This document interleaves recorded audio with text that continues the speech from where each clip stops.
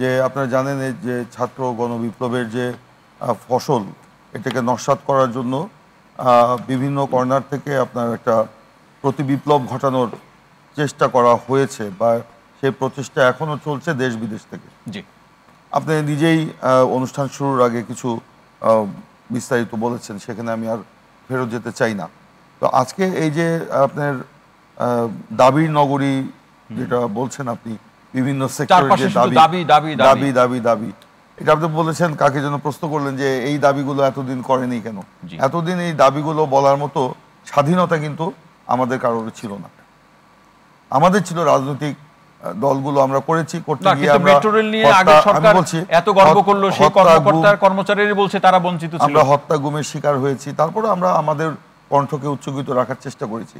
কিন্তু বিভিন্ন পেশার যে বিষয়গুলো, আপনি যে মেট্রো রেলের কথাই বললেন, যে আমরা তো গল্পই শুনেছি, কিন্তু এই গল্পের পেছনের যে গল্প সেটা তো শুনি নেই। এই 21,000 কোটি টাকা কিভাবে 31,000 কোটি টাকা হয়ে গেল, 32,000 কোটি টাকা হয়ে গেল। এই যে 10,000 কোটি টাকা কার ভ্যানিটি ব্যাগে গেল। আমরা শুনলাম রূপপুর বিদ্যুৎ প্রকল্প, পারমাণবিক প্রকল্প, সেখানে $500 কোটি আপনার শেখ হাসিনা, তার ছেলে জয় এবং তার ভাগ্নি টিউলিপ সিদ্দিকী তারা কমিশন দায়ের করে ফেলল। এরকম একটা প্রকল্পই যদি এত হয়, অন্যান্য যে মেগা প্রকল্প আমরা আগেই বলেছি যে মেগা প্রকল্পের নামে মেগা দুর্নীতি, সেগুলো হচ্ছে। তো ওই গল্প শুনেছি, গল্পের পেছনের গল্প কিন্তু শুনিনি। পেছনের গল্পগুলো হচ্ছে এগুলো। এই পেছনের গল্প তৈরি করার জন্য তারা এই গল্পের যে কারিগর যারা ছিল, বা যাদেরকে নিয়ে গল্প তৈরি করা হয়েছে, তার মানে কি তাদেরকে নিষ্পেষিত করে রাখা হয়েছে। প্রিন্স ভাই, আপনি কি এমনটি বলতে চাচ্ছেন যে বিগত সরকার শুধু মানুষকে রসগোল্লার গল্পই শুনিয়েছে, রসগোল্লা খেতে দেয়নি?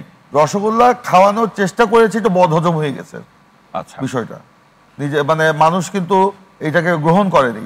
হ্যাঁ, তারা, আমি তো বলেছি, উন্নয়নের নামে মেগা প্রকল্প, মেগা প্রকল্পের নামে মেগা দুর্নীতি, এই তো হয়েছে। আজকে এই যে আপনার টানেল চট্টগ্রামে কি নাম দিয়েছিল, কর্ণফুলী বঙ্গবন্ধু টানেল নাম দিয়েছিল, সেই টানেলের কি আদৌ প্রয়োজন ছিল? সেই টানেলের নামে কত হাজার কোটি টাকা সেখানে লুটপাট করা হয়েছে। সেই টানেল দিয়ে কয় টাকা গাড়ি যায়, কত টাকা সেখানে আসে এখন? সেখানে আপনার একটা ভালো মানের ব্রিজ করে, জানি যে প্রতি মাসে ভর্তুকি দিতে হয়। হ্যাঁ, ভর্তুকি দিতে হচ্ছে। তো এইগুলো করে দেখানো হচ্ছে যে আমরা উন্নয়ন করছি, কিন্তু উন্নয়নের নামে তারা লুটপাট করছে। উন্নয়নকে সামনে দেখিয়ে গণতন্ত্রকে হরণ করছে, ভোটের অধিকারকে হরণ করে দিয়েছে, মানুষের কথা বলার অধিকারকে হরণ করে নিয়েছে। তো এই তো হয়েছে। মানে এই জায়গাতে প্রিন্স ভাই আরেকটি প্রশ্ন আপনার কাছে রাখি, যেটি আপনি আলোচনা করছেন তার সাথে মিল রেখে, সেটা হচ্ছে কূটনৈতিক সহযোগিতা কিংবা সমর্থন এই সরকারের প্রতি, সেই জায়গা থেকে কি দেখছেন বিভিন্ন রাষ্ট্রের? অবশ্যই তারা কূটনৈতিক সহযোগিতা তো করছেই, এটা তো অবাস্তব নয়। হ্যাঁ, আপনি একটু আগে যে প্রশ্নটি করলেন এই যে বন্যাকে নিয়ে, এটা আমি একটু বলতে চাই আর কি। এইটা তো আপনার যেটা হয়েছে আমরা শুনেছি, এখানে আমাদের বৈষম্য বিরোধী ছাত্র আন্দোলন তারা আজকে রাতে ঢাকা বিশ্ববিদ্যালয়ে এর বিরুদ্ধে প্রতিবাদ করেছে, মিছিল করেছে। এই যে বন্যার তৈরি করে দেওয়া হলো, স্লুইস গেট খুলে দেওয়া হলো কোনো সতর্কতা ছাড়াই, কোনো আগাম নোটিশ ছাড়াই, এটা অবশ্যই একটা ষড়যন্ত্র। এবং এই ষড়যন্ত্রে ভারত একটা পার্ট হয়ে যাচ্ছে এই প্রতিবিপ্লবে। আপনার পতিত স্বৈরাচার দেশ থেকে পালিয়ে ভারতে গেল, সেই ভারতে আমরা শুনলাম যে অল্প কিছুক্ষণ সে থাকবে, তারপর তাকে ব্রিটেনে সে চলে যাবে। সে অল্প কিছুক্ষণ তার শেষ হচ্ছে না।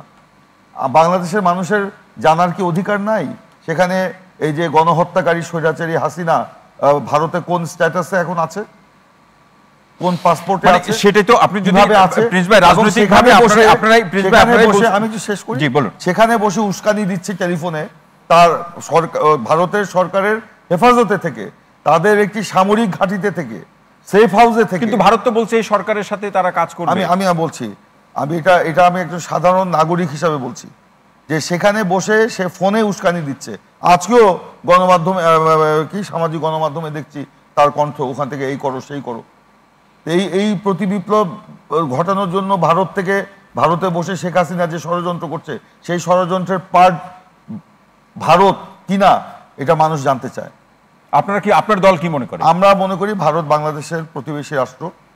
ভারত বাংলাদেশের জনগণের গণতান্ত্রিক মূল্যবোধকে সম্মান করবে, এই ছাত্র গণ অভ্যুত্থানকে সম্মান করবে, এবং এই যে পতিত স্বৈরাচার গণহত্যাকারী তাকে ফেরত পাঠাবে, বাংলাদেশে তার বিচার হবে।